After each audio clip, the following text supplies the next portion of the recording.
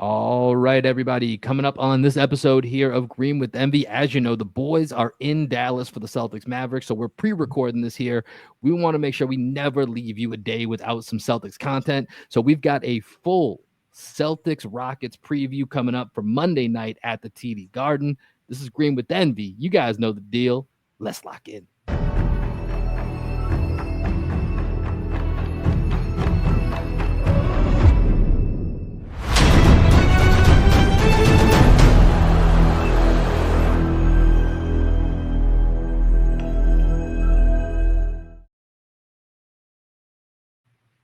What up, what up, what up? Welcome into another edition of Green with Envy. As always, this is your boy Will Weir checking in. How you doing? How you living? I just I'm noticed we riding got the same solo name. today, but I know I'm confusing my man already. We got the double dose of Will in the building here today. So as you all know, listening to us, Greg and I usually are recording on a Sunday or a Monday. We spent the weekend in Dallas to watch the Celtics Mavericks. So looking for that content, scroll back, scroll down, whether you're on YouTube or listen to us on your favorite app or you listen to podcasts, make sure you go check out that coverage. So today, going to the bullpen here, calling in a fellow Texan here. We've got Will Fortson, aka Bias Houston on X from the Brad Doe and Will show.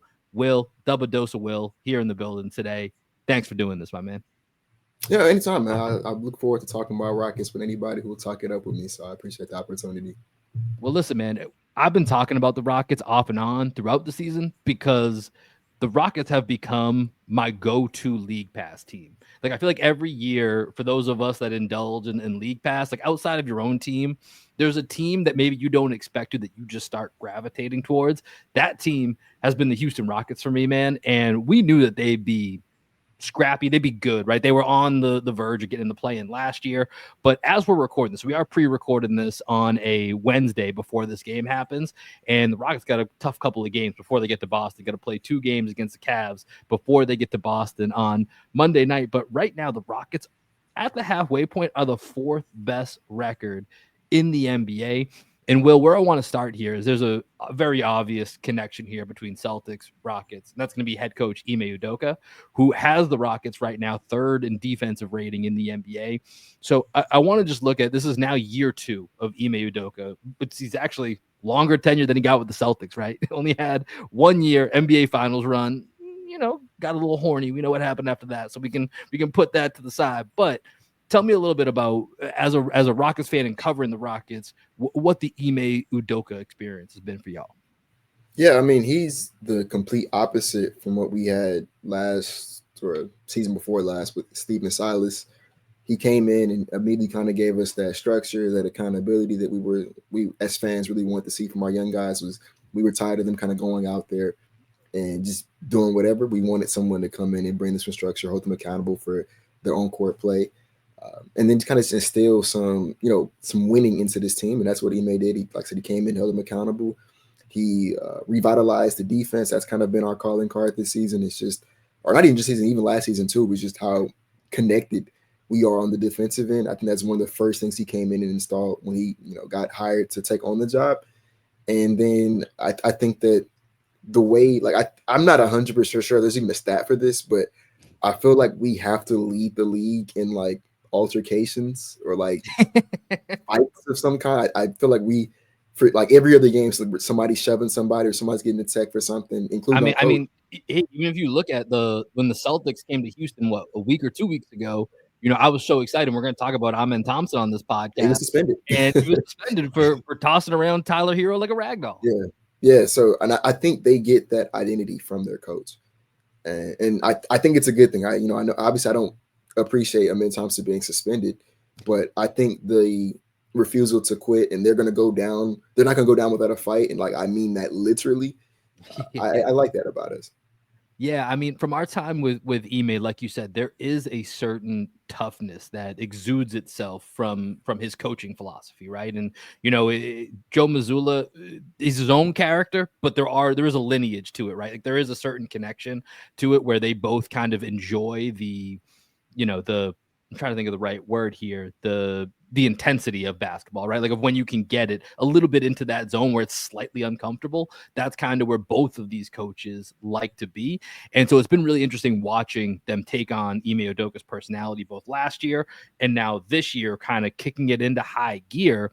And so I'm curious, looking at, like I said, right now being kind of crazy that we're at the halfway point games wise, and the Rockets have the fourth best record in the NBA.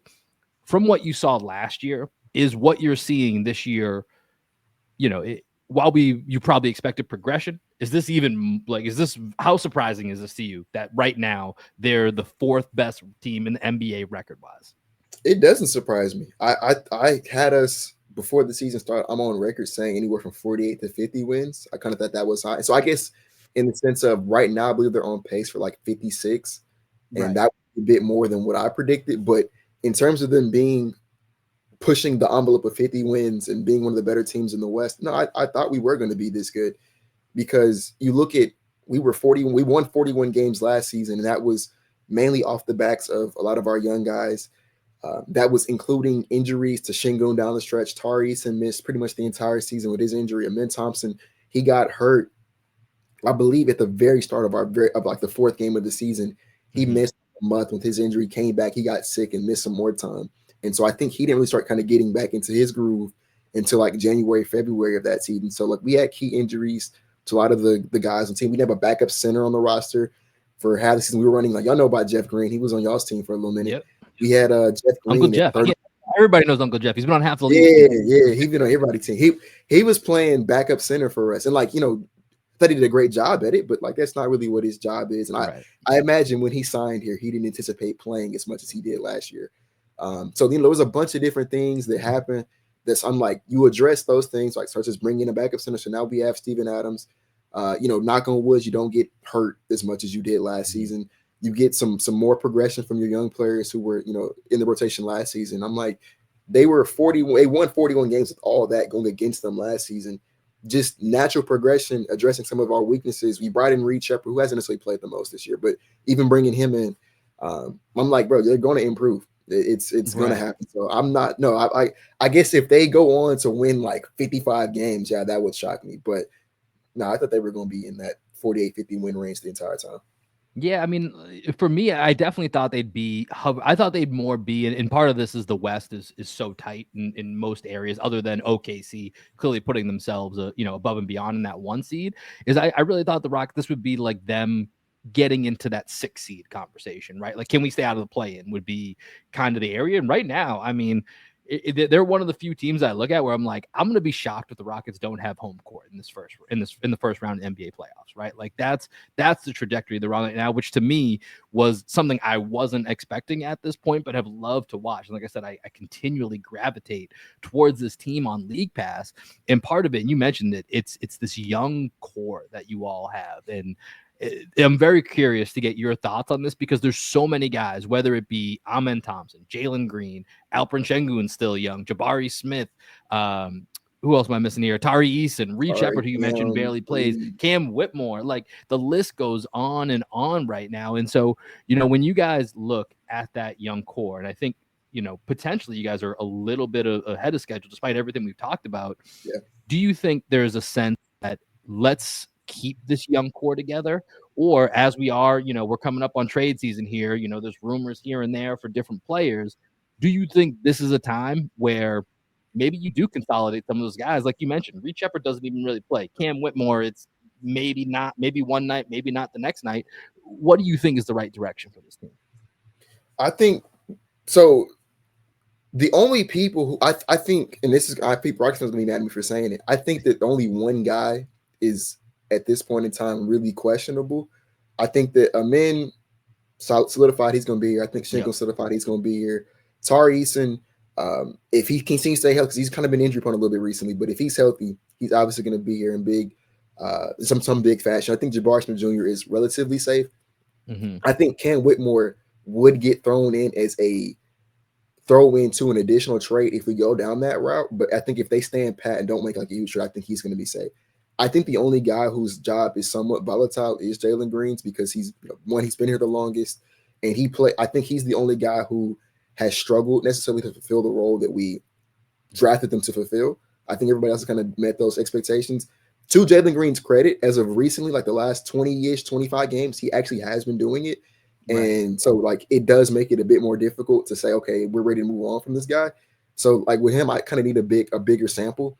I think if we go the rest of the season and he keeps trending up the way that he's been trending up, I think he's safe.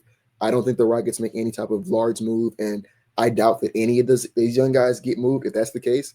I do think that if Jalen Green does kind of come back down to earth a little bit, and this is more of a streak than versus what he actually is, I think in that scenario, the Rockets would then go look to make a move and bring in probably some sort of guard or like scoring wing-ish to kind of fulfill the role that Jalen's not fulfilling.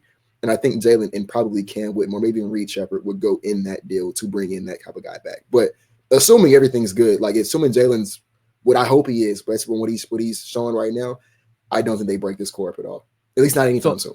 So I totally agree with you on the Amen Thompson. He is stamped as my guy that I feel like he's got the highest upside. I don't know what he's going to settle as, but I think he has the highest upside. Jalen Green fascinates me. And Şengün to me is just like, I don't know where he is in the Sabonis, Jokic, level, but he's somewhere near those guys. Like he's going to be, I think he's going to be probably your lone all-star representative coming up here in a couple of weeks. That would be my guess.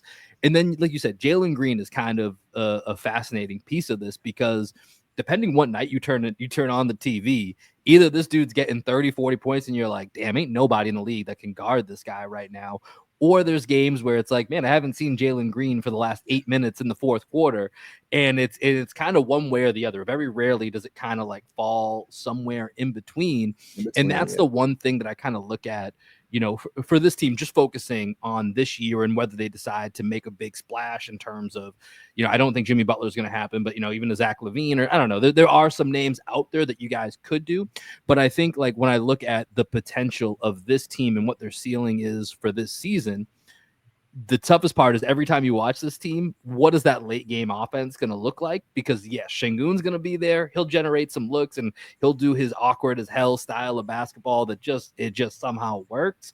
But then what else do you have? Because then it's kind of, is Fred VanVleet going to be leading the way down the stretch, or is Jalen Green having one of those nights? And that's where I think for me, the ceiling on this team for the season, focusing just on this season, is a little bit capped. And when I look at other teams in the West, and that would be the one thing that might, if I can make a move that doesn't hurt my future, that maybe looking at a Zach LaVine, a Jimmy Butler could make some sense. But, let me know what you think about that. Yeah. So, I think it's like a lot of it's the contingent upon Jalen in that department too. If you talk about the closing it against the late game offense, in theory, it's supposed to be Jalen, right? He has the skill set. He had those guys. I agree 100% with your take too on it's like either hot or really cold, no in between. That's kind of my biggest frustration is like he's either the best player on earth or he's like, all right, we might go sit down. We got to put him on the bench. Yeah. Yeah. There's usually like never any in between. That's kind of what I need from him is just like, you can have off nights. Like that's okay. But the volume of the off nights, turn those into just average nights. You can't be unplayable. Like going from king of the court to unplayable, that's too wide a range. Every other night, that can't work. So if he can turn those into just the average games, I think that would kind of solve a lot of the problems with him. But I think in theory, he's supposed to be the closer of this team. I think Şengün, as you touched on, he has had some moments closing games, especially like last season, where it was kind of the offense was just get him the ball, get out the way. And then Fred VanVleet, he's the wild card because he's either like off or he's in an off ball role, or this game's like when we played OKC earlier this year, I think he had like 35, 38 points. No, he was cooking that guy. I actually watched that game. He was talking about. Half court heat check shots. Like he was, so he can play in anywhere in between that. He can either be like the off ball 2 guard, or he can be like this guy's pseudo Steph Curry right now. So it kind of depends. But I think that is our biggest weakness, is the fact that we don't really know where our offense is going to come from consistently. Our defense is going to be there every single night. Our transition play, rebounding, that's going to be there every single night. But when the game slows down, when we get into a half-court set, I don't know every single night if we can execute there. And that's one of the reasons why, even though we are number 2 seed, I agree, which I think we're going to finish as with home court advantage at some point in time this playoff run. I don't know how far we go, because in the playoffs, it is a bit more important to have a half-court offense, to be able to execute in the half-court set. And like transition offense and stuff like that, like that's cool, but it doesn't translate as much to the postseason. Right. And that's been like one of our biggest strengths this year. So as good as we have been in the regular season, I think we're going to continue to be really good. I think that is something that's going to kind of be our demise in the playoffs.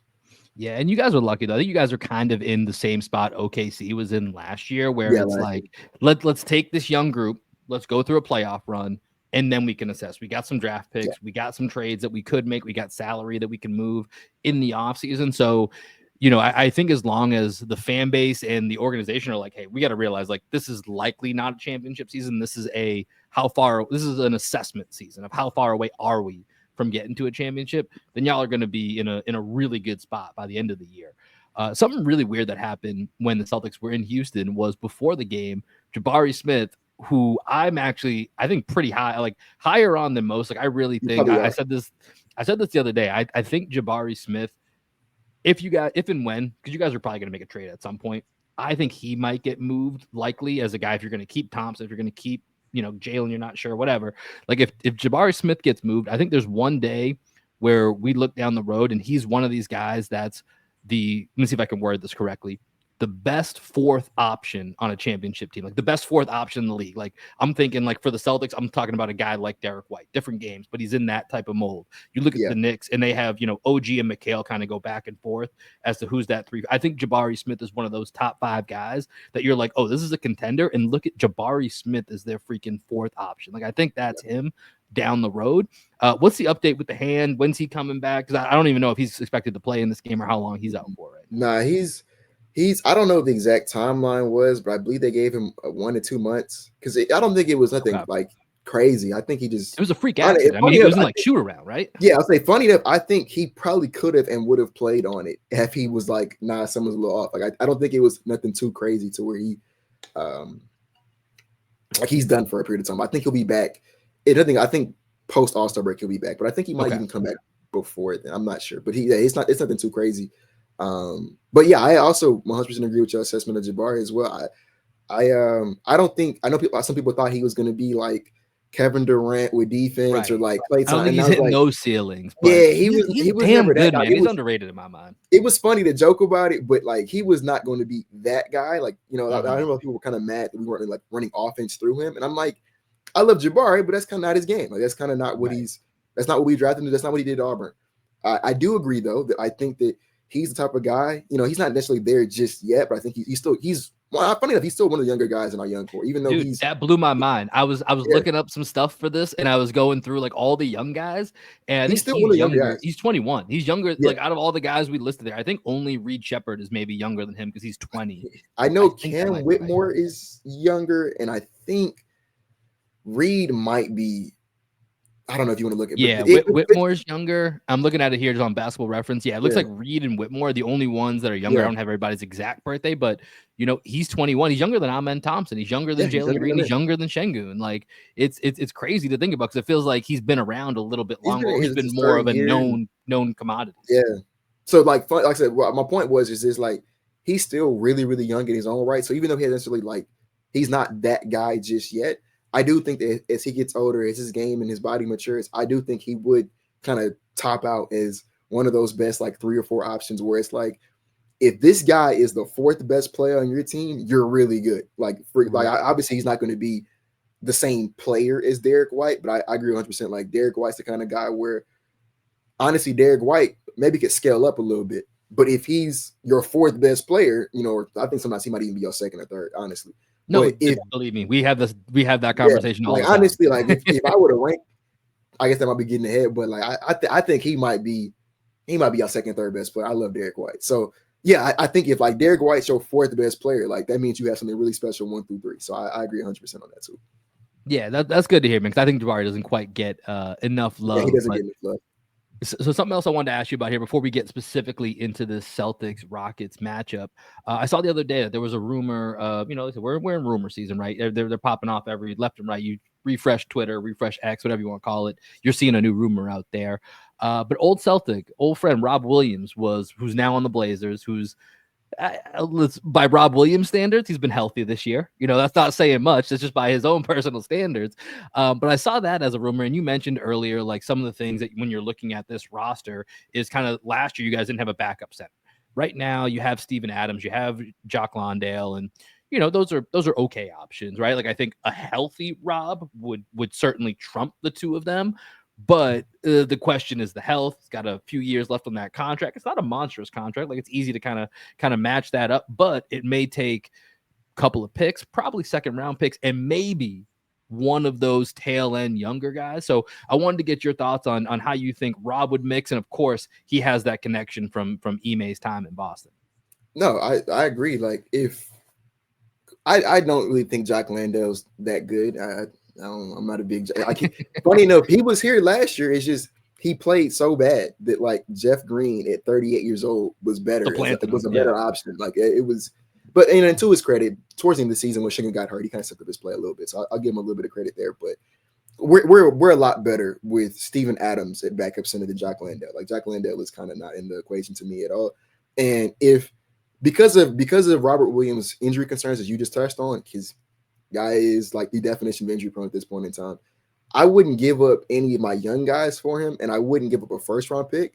But if it was like, I think Jock Landale's salary like works perfectly, and that can be expiring. You can guarantee his contract if you want because he has that type of contract. I would do Jock Landale maybe like 2, maybe 3 seconds for Robert Williams. I think I will be comfortable with that because the Ime connection. And then he would provide us something that we don't really already have with our centers. Like Shingun, he's great. I think he's going to be an all-star this year. But he's not really a lob threat. He's not really like the typical like rim runner, swatting shots off the glass. Give you that really vertical spacing. He's not a vertical spacer like that. And like Steven Adams is not really mobile. He's not necessarily the same type of big as Shingun, but he's a guy you have to play Steven Adams and drop. He can't play any of the coverage but drop coverage because he can't move quick enough. And like he can get rebounds, and he's obviously an amazing screen setter, but he's not that mobile. He's not really catching up. Matter of fact, Steve Adams catch a lot. He might have to sit out a game at this point in time. He's not there yet. So bringing in Robert Williams, I think, would give us something that we don't have, which is, like I said, the guy who can run the court, who can play in transition, who can catch lobs. He can be that vertical lob threat. He can swat shots off the glass. Like I think we would introducing that other dynamic. And I mean, yeah, it's to a lesser degree, obviously, because Al Horford can shoot, but y'all played Al Horford and Robert Williams together at times. And I'm not going to say that it would be the same effectiveness because Shingun can't shoot the way Al Horford can, but maybe you introduce them in a similar lineup, like in spurts. Obviously not for like a prolonged period of time, but like maybe the spurt where you have both of them on the court. Shingun's played with lob threats before. Maybe that kind of works out. So I would be interested in the Robert Williams deal. I just wouldn't pay that much for him because he is very injury prone at this point in time, and I don't know if he's going to be healthy. But also, Houston has a good medical staff, so if they look at his medicals and they decide that it's worth trading for him, I mean, I'd obviously be in.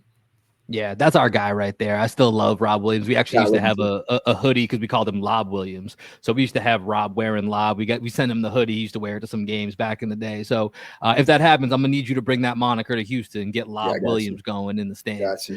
Let's go to the Celtics and Rockets matchup. That's going to be Monday night at the TD Garden.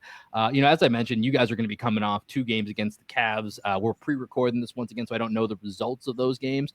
But this is a really interesting stretch of games for the Rockets and a test, right? When we talk about where they are in the in the hierarchy of the league and playing the 2 best teams in the East for 3 straight games. And the first game with the Celtics Rockets, honestly, it didn't really tell us much because you guys were missing everyone on the wing. Like that was my biggest thing going into that game. I was excited to see how we handled the athleticism on the wing. We talked about Jabari Smith hurting his hand. Amen Thompson was suspended. Tari Eason was out for, I don't know if he was just injured or sick, but he was also out of that game. Yeah, so all 3 of them were out. So I'm hoping all of them will be available in this one. And I'm curious to know, hopefully, if we're getting both teams coming at full strength, what do you think is the biggest advantage and disadvantage for the Rockets in this matchup? So Jabari's probably not going to play, but I knock on wood, nothing happens in the next couple of days. So Min and Tari should be in that game as well. And they've obviously been 2 of the biggest reasons that we won. So I think missing them when we played for the first time, like that absolutely hurt. As far as like our strengths and advantages, I think our strengths, we're definitely, I mean, y'all are good rebounding. Like it's interesting because I don't think we match up well with you guys. That's the part that's interesting. I think y'all are a bit more experienced, or not a bit, y'all are obviously more experienced than we are. And like I feel like every advantage we have, y'all have the ability to counter it. Like so I think we're good on the glass, but Jason Tatum's a good rebounder.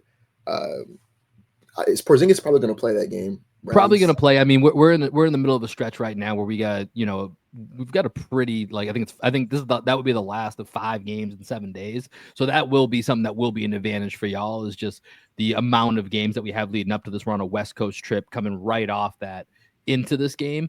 But we won't be a back-to-back. So likely this should be, barring anything that we don't know about while we're recording this should be a game where the Celtics are at full strength. Yeah, and so he's a good rebounder.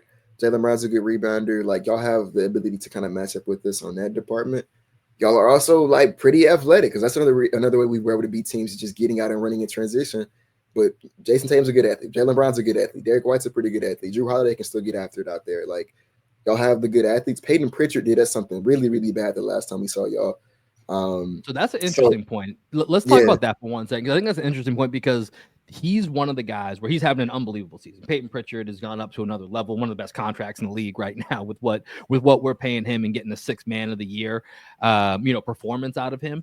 But all last year, and this was something that we harped on a lot in our show, is there's certain matchups where Pritchard's just a little bit too small. Like, it's really hard for him to get going.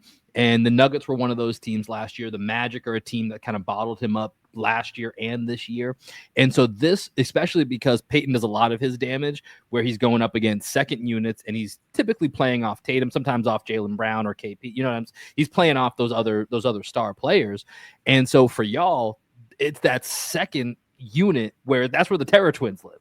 That's not a good spot for Peyton Pritchard, in my opinion. So that's where I'm interested, because when Jalen Green and Fred VanVleet are out there, that's a spot where Peyton Pritchard's going to survive a little bit better, versus when the Terror Twins are out there. And I know Jabari won't be in this game, but that was my thing, is, man, those 3 guys, if they're so long, so quick, so athletic, able to get up in Peyton Pritchard's space and kind of negate him, that really shortens what the Celtics can do as far as the depth that we have, because the other guys that you mentioned, they're athletic, but they don't want to get up and down and play the same way that y'all do, right? Like, Peyton Pritchard is the energy for the Celtics. He's the guy that when we don't quite have, what we need, the crowd feeds off him getting up to go to the scorer's table. He's the guy that comes in and will, kind of play some either full court defense, or he'll be the guy that will push the tempo, hit threes in transition. But we've seen him really struggle against length and size. And that's something, especially in the second unit that you guys have, that makes me really worried, and more so, actually less than worried, more interested to see if this evolution of Peyton Pritchard has figured out something that he can do against defenses like this. Yeah, like I said, it's tough, because I think y'all match up really, really well. I think y'all can negate a lot of the strengths that we have. Like, I mean, this is obviously not me trying to be a doomer. I expect to lose that game just because y'all are the champs. Y'all are a bit better, more experienced. Y'all have match up well with us. I don't think Listen, man, 5 games in 7 days, and we have not been a good home team this year. So I honestly, like, I don't know if you're betting on it, but I might, just keep that in the back of your mind, those couple of stats for you. Maybe you do a friendly bit offline, but yeah, I think we're gonna lose the game. But to me, it wouldn't be that big of a deal, because y'all are as good as y'all are, and I think we're like a couple years behind from catching up to you guys. So like, it doesn't really move me that much.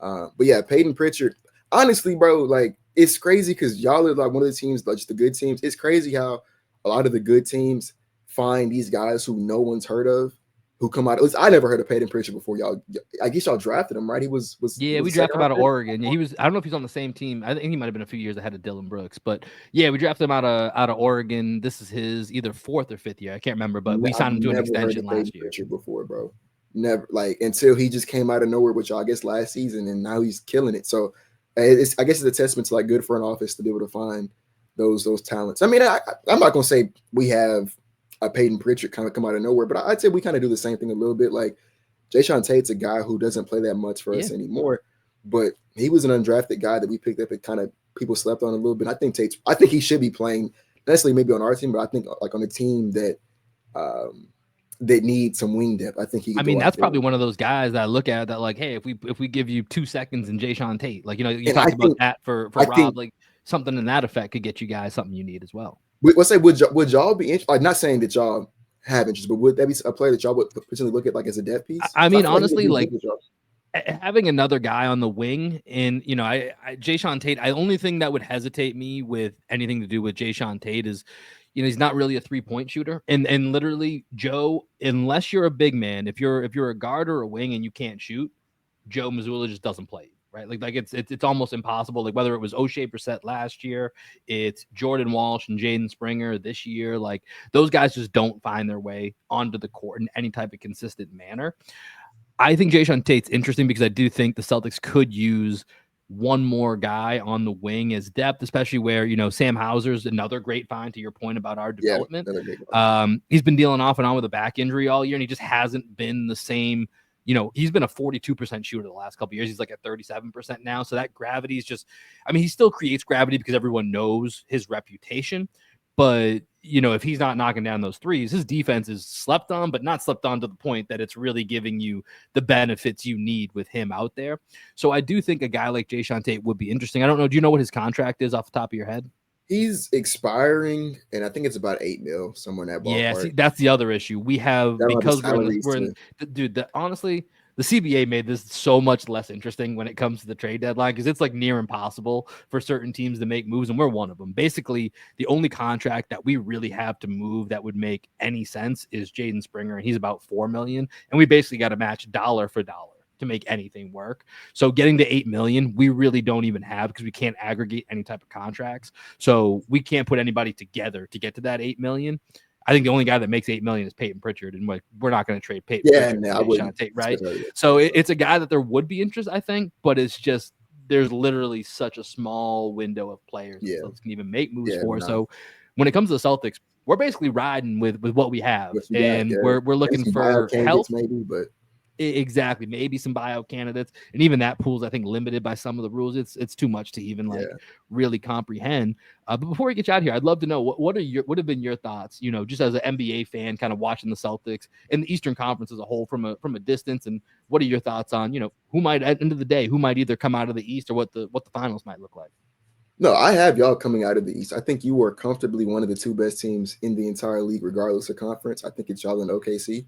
I know Cleveland has the better record, but yeah, they're gonna end up with the one seed. I think y'all have the better players. Y'all have a bit more experience. Y'all already won before, so honestly, bro, like it's kind of funny because we were talking about this the other day, and I think in a Twitter space where I have no idea how the league lets y'all get Kristaps Porzingis and a draft pick. Like to me, that's just the ultimate. Like that's just not fair because now y'all have 5 guys who can essentially space the floor. You really can't cheat off of any of your starting 5. And shoot, Al Horford off the bench, you can't cheat off of him either.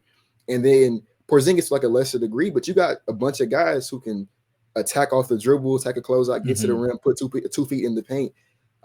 Like Brad Stevens did a great job assembling that roster and kind of finding a bunch of guys who complement one another.